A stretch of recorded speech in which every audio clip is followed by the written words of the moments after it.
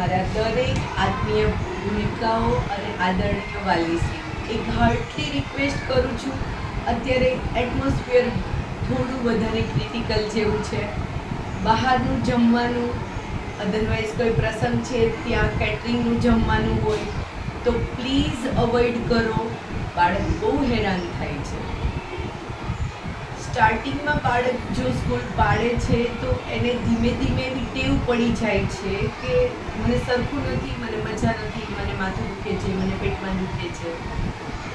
એ physically કરતાં mentally એને વધારે ઇફેક્ટ કરે છે. એટલે બસ થોડા દિવસ આપણે બહુ સાચવી લઈએ.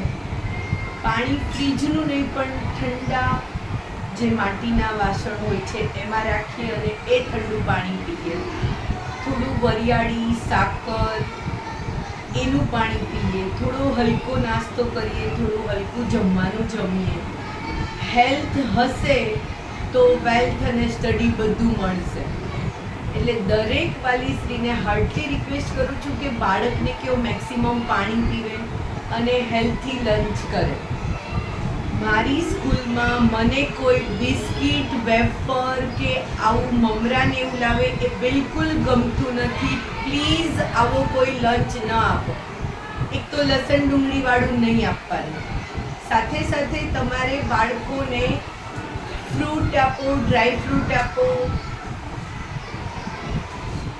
રોટલી, થેપલા, ભાખરી આવું આપો.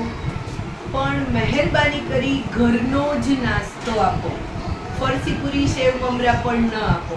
સવારમાં કરેલું વેજ રાઈસ, મસ્તની ખીચડી વેજ કરેલી હોય એવું હલકું ફૂડ આપો જેથી બાળકને ડાયજેશનમાં પ્રોબ્લેમ ન થાય અને એની હેલ્થ ઇસ્યુ કોઈ ક્રિટિકલ ના બની જાય. આઈ હોપ તમે બધા સમજશો અને નાસ્તામાં કોઈ પણ બાળકને કોઈ બી અનહેલ્થી લંચ નહીં આપો. Thank you.